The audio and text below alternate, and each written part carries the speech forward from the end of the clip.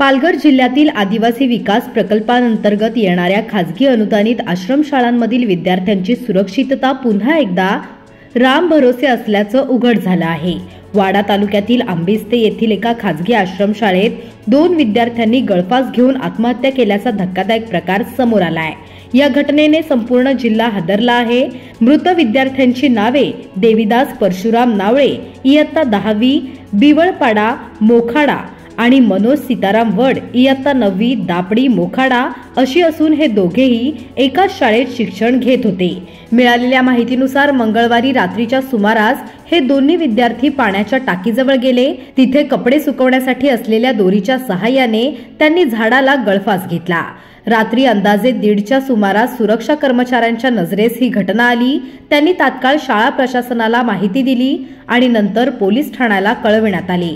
घटनेची माहिती मिळताच वाडा पोलिसांनी घटनास्थळी धाव घेतली, मात्र विद्यार्थ्यांचे कुटुंबीय येण्याआधीच मृतदेह खाली उतरवण्यात आले।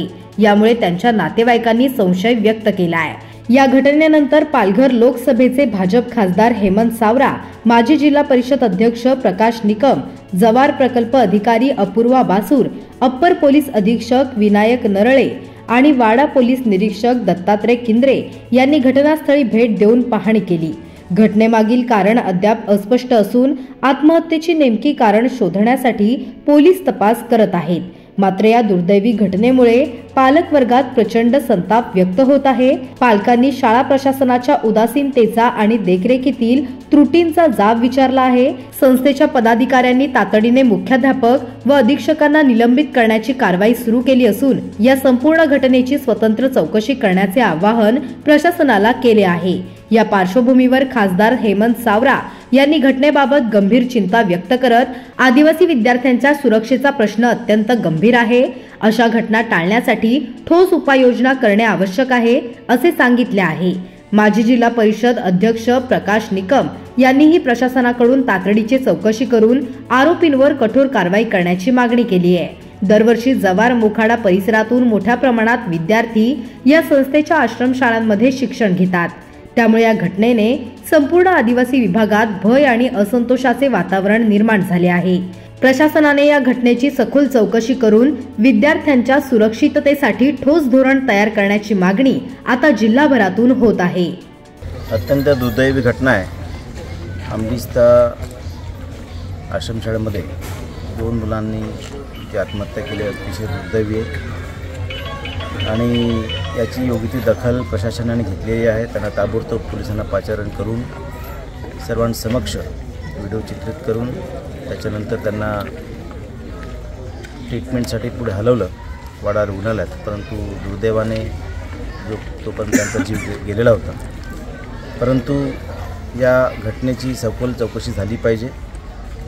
जे दोषी असतील त्यांच्यावर स्ट्रिक्टली कारवाई झालीच पाहिजे सुद्धा आमची मागणी आहे। आणि मला वाटतं इथे प्रोजेक्ट ऑफिसर मॅडम आहेत, त्यांनीसुद्धा या घटनेची सिरियसली दखल घेतलेली आहे आणि पोलीस त्यांना इन्फॉर्म केलेलं आहे। या घटनेची ते सिरियसली चौकशी करून त्यानंतर जे कोण दोषी असतील त्याच्यावर कारवाई झालीच पाहिजे आणि ताबडतोब या घटनेचा गुन्हासुद्धा दाखल झाला पाहिजे। ह्या दृष्टिकोनातून कारवाई सुरू झालेली आहे। परंतु निश्चितच या अनुषंगाने विद्यार्थी त्यांचं वसतिगृह ह्या बाबतीत निश्चित एक धोरण आखणं गरजेचं आहे, जेणेकरून अशा पद्धतीच्या घटना भविष्यात होणार नाहीत। 100% माननीय खासदार साहेब हेमंत भाऊ यांनी सुद्धा सांगितलं, अत्यंत दुःखदायी अशी घटना आहे आणि महाराष्ट्रात पहिल्यांदाच ही घटना घडलेली आहे। आम्ही सुद्धा वसतिगृहामध्ये आश्रमशाळेमध्ये घडलेले विद्यार्थी आहे। मी पहिल्यांदाच या गोष्टीचा निषेध करतो आणि मी मागणीसुद्धा करतो, अध्यक्ष मुख्याध्यापक आणि ज्यांनी या मुलांवर प्रेशर टाकलं असेल त्यांच्यावर ॲट्रॅसिटी अंतर्गत गुन्हा दाखल होणे गरजेचं आहे आणि तो गुन्हा दाखल झाला नाही तर आम्ही निश्चितपणे त्या पालकांबरोबर रस्त्यावर उतरू आणि आम्हाला विश्वास आहे माननीय प्रकल्प अधिकारी ह्या त्यांच्यावर 100% गुन्हा दाखल करतील। एक अतिशय चांगल्या तडफदार अधिकारी आहेत आणि प्रथम दर्शनीस जर पोलीस उपाधीक्षक DYSP यांच्या निदर्शनासुद्धा काही गोष्टी आलेल्या आहेत आणि त्यांना जर त्या गोष्टी अवलोकन असतील तर आजच्याच गुन्हा दाखल झाला पाहिजे. जर त्यांना माहीत असेल तर आजच्याच गुन्हा दाखल झाला पाहिजे. या मुलांना खरी श्रद्धांजली ती आहे. आज स्वातंत्र्याच्या 75कडे वाटचाल करत असताना आमची आदिवासीची आश्रमशाळेची मुलं छोट्या छोट्या गोष्टीमुळे जर आत्महत्या करत असतील तर यांचा ब्रेन वॉश होणे खूप गरजेचं आहे. मी प्रकल्प अधिकारी आणि माननीय खासदार महोदयांना सुद्धा आणि आदिवासी विकास मंत्र्यांना सुद्धा आपल्या माध्यमातून मागणी करतो की प्रत्येक शाळेमध्ये जे जे लोकप्रतिनिधी आश्रमशाळेमधून शिकलेले आहेत, काही संघटना आहेत, अशा लोकांना बरोबर घेऊन त्यांच्या बोलीभाषेत त्यांचं ब्रेन वॉश करणे, त्यांना आत्महत्यापासून प्रवृत्त करणे, असं काहीतरी प्रशिक्षण घडलं पाहिजे. तरच या घटना कुठेतरी थांबतील. नाहीतर दिवसांदिवस या घटना वाढत चालल्या आहेत. आश्रमशाळेमध्ये आत्महत्याचं जे वाढतं प्रमाण आहे हे प्रमाण कमी होण्यासाठी त्यांचा ब्रेन वॉश होणे खूप गरजेचं आहे.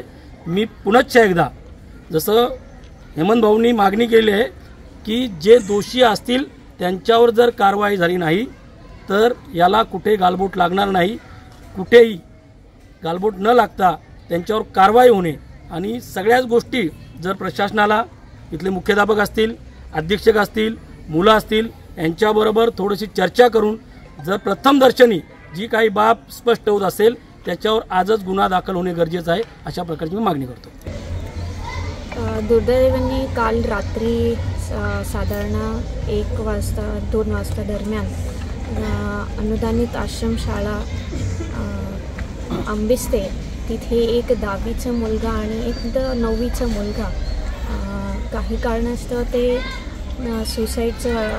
सुसाईड केलेलं आहे. आणि पोलिसनी येऊनच्या वेळेत पोलिसने येऊन पंचनामा केलेला आहेत. काही कारणं आम्ही शोधणार आहेत आणि त्याच्यावरती व्यवस्थित इन्क्वायरी करणार आहे आणि त्याच्यानंतर जे दोष सिद्ध होईल त्याच्यावरती योग्य निर्णय आम्ही घेणार आहोत. सर आम्हाला काही माहिती मिळाली नाही. आम्ही घरीपासून ते इथपर्यंत शाळेपर्यंत आलो पण आम्हाला एखाद्या शिक्षकांनी फोन केलेला नाही. तुम्हाला कोणी कळवलं? आम्हाला जे आमच्या गावातली बाहेर मुलं गेलेली आहेत कामाला त्या मुलांना इथून शाळेवरून फोन आला आणि त्यांनी आम्हाला गावात कळवलं का तुमची मुलं असे अवस्था झालेली आहे. म्हणून आम्ही शाळेवर येईपर्यंत आम्हाला एकही शिक्षकांनी आत्तापर्यंत फोनही केलेला नाही किंवा त्यांचा आमचा संपर्क झालेला नाही. आणि आम्ही इथं न येताना आमच्या मुलांची बॉडी उतरवून परस्पर त्यांनी हॉस्पिटलला नेलं. ही खेदाची बाब आहे. आम्हाला संपर्कात न घेता सर आम्हाला एवढं वाईट वाटतं की जो कोणी आमचं म्हणणं एवढंच आहे की जो कोणी शेजारी गुन्हेगार असेल, कोणी त्याच्या विरोधात असेल, एखादी हाणमार झाली असेल शिक्षकांकडून किंवा समोरच्या गावातून किंवा कुठून त्याची आम्हाला फक्त चौकशी होऊन आणि त्याच्यावर गुन्हा दाखल झाला पाहिजे एवढीच आमची फक्त मागणी आहे. तुम्ही आता मागणी केली होती खासदार समोर की जर याच्यावर गुन्हा दाखल नाही झाला तर तुम्ही आम्ही खासदारांकडे मागणी केलेली आहे आणि प्रांत मॅडमकडे मागणी केलेली आहे. परंतु याच्यावर जर गुन्हा त्यांनी समोर दाखल केला नाही तर आम्ही याच्या पुढे 4 दिवसानंतर आम्ही रस्त्यावर उतरू हे निश्चित आहे. काय नाव तुमचं? काळू गोविंद दहावाड. एक पालक म्हणून किंवा त्यांचे काका म्हणून तुम्हाला पोलिसांनी काय माहिती दिली? आम्हाला अद्याप पोलिसांनी काही माहिती दिलेली नाही. काहीच प्रोसिजर आम्हाला माहिती नाही. आम्हाला विश्वासात न घेता परस्पर आमची बॉडी उतरवून आणि त्यांनी दवाखान्यामध्ये हलवली आहे. तर ही खेदाची बाब आहे की पालकांना न विचारता आणि न संपर्कात घेता बॉडी उतरवणं म्हणजे चुकीचं काय आहे. आम्हाला जे आमच्या मते वाटतंय हे त्यांनी असं करायला नको होतं. साधारणतः किती वाजता ही घटना घडली आणि तुम्हाला किती वाजता कळवलं गेलं? आम्ही जेव्हा शाळेवरती आलो तेव्हा आम्हाला असं निदर्शनास आलं की ही 1-1:30 वाजता घटना घडलेली आहे आणि आम्हाला आमच्या पाड्यामध्ये बिवल पाड्यामध्ये 4 वाजता फोन आला. तो पण एका बाहेर गावी जे कामाला लोक गेलेले आहेत त्यांच्याकडून आम्हाला कळालं की तुमच्या शाळेवर असं तुमच्या मुलांचं आत्महत्येचं प्रकरण घडलेलं आहे. आम्ही इथपर्यंत आलो पण आम्हाला काही शिक्षकांनी किंवा कोणत्याही शाळेतील विद्यार्थ्यांनी आम्हाला कॉल केलेला नाही, आम्हाला संपर्कात घेतलेले नाही किंवा पोलिसांनी आम्हाला फोन करून सांगितलेले नाही की तुमच्या मुलांचा अशी आत्महत्या झालेली आहे की हे झालेलं आहे. आम्हाला न संपर्क घेता परस्पर बॉडी उतरवून आणि त्यांनी दवाखान्यात हलवली आहे. तर आमचं मत एवढंच आहे की जे कोणी दोषी असतील, एखादा शिक्षक असेल किंवा गावातले समोरचे कोणी गाव आले असतील त्यांच्यावर कठोरात कठोर कारवाई झाली पाहिजे आणि कारवाई झाली नाही तर आम्ही 4 दिवसानंतर आम्ही रस्त्यावर उतरू हे आम्हाला निश्चित आहे. आमची अशी मागणी आहे की आमच्या मनात अशी शंका होती की आमची मुलं जी 2 वारले आमच्या एरियातले नेमकी कोणी हाणमार केली का किंवा काही रागाने शिक्षकांनी हाणलं असेल किंवा मुलांची मारामारी झाली असेल ते स्पष्ट करायला पाहिजेत होते. कारण ते जेव्हा लटकले वरती तर तेव्हा रात्री आम्हाला 3 वाजता फोन आला. मग त्यांनी असं असं झालं. मग आम्ही तिथून निघालो. म्हणून त्यांच्या वडिलांना विचारलं तुम्हाला फोन केला का, शिक्षकांनी फोन केला का, शिपायांनी फोन केला का.